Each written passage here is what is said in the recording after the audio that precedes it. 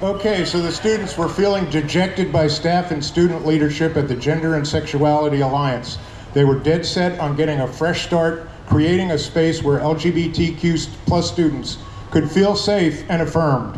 Pushed into a corner, they set our sights on expanding beyond the school to impact LGBTQ youth in South Florida. Without further ado, Maxx Fenning from PRISM.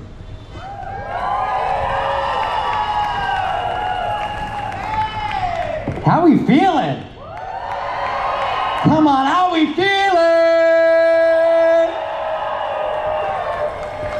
You know, growing up, I was always taught to value my education. I was taught that it opened doors to new careers, new success, a better life. So I expected a lot from it. I expected it to be honest, to be fair, to open doors for everyone. Because diversity is one of Palm Beach County's greatest strengths, and this school district has long stood at the forefront of embracing it with open arms. And that sent a message to students like me, that the people in power cared, and that there would be a place for us when we graduated and stepped out into the world. But in April, after facing threats from the Trump administration to cut $300 million in federal funding, the Palm Beach County School Board voted to remove policies promoting diversity in our schools. But these policies had been in place for years, and for years, Palm Beach County had been considered in compliance with state and federal law.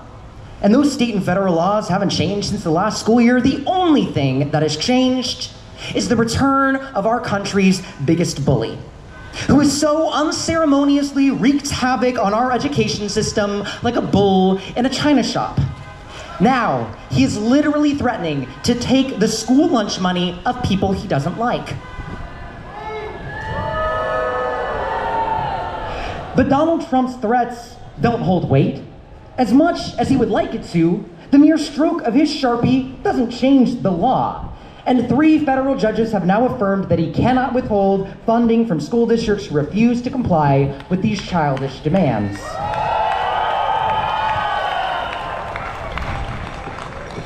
And yet, our school board crumbled to his will anyways. And on July 16th, they will try and vote to make those changes permanent. And so, by cowering in fear instead of sticking up for marginalized people in our communities, our school board sends another message to our students: that the best way to get bullies off your back isn't to stand up for what's right. It's to just do whatever they say. But we don't live in a nation of kings, and bullies can't get whatever they want just by yelling the loudest. So how we act in this moment matters. To lead with courage, to offer nothing but clarity and honesty and truth, to peel back the veil and part the Red Sea of Trump 2028 hats and misinformation. But the cruelty, the chaos is the point. They will try it all. They will use every tool at their disposal. They will twist every holiday. They will celebrate every moment of suffering. They will do everything in their power to make you feel hopeless. That what's done is done. That election day was your last chance. That the best you can do now is pack it up and get the hell out of Dodge. They will make you feel small. But look around you right now. Do we look small? November was the best time to stop this. The second best time is now. Friends, we are in dark days. But with 1,315 dark days ahead of us, now is the time we remind ourselves. Not once, not one single time have these moments ended at the ballot box.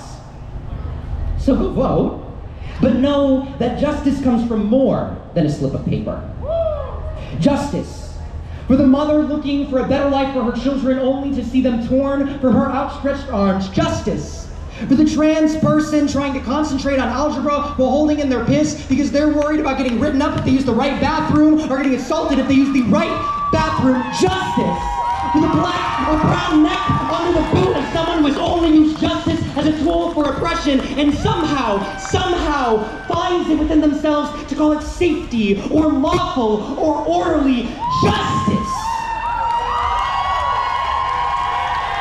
Justice starts with your vote, and then it walks, it runs, it marches to every room where decisions are made about our bodies, about our neighborhoods, about our schools, our healthcare, our families, our country, our lives.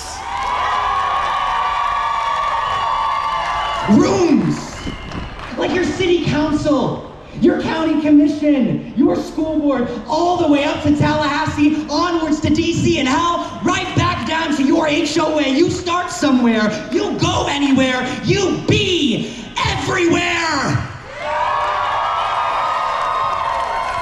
Democracy dies in darkness and in silence. And so you show up bright and you show up loud. Can you let me see how loud you're gonna get?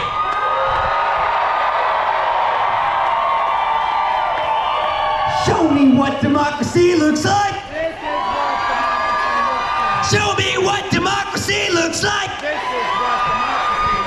Show me what democracy looks like. Then show me what democracy looks like. That's right. That is what this moment calls for. Thanks, y'all.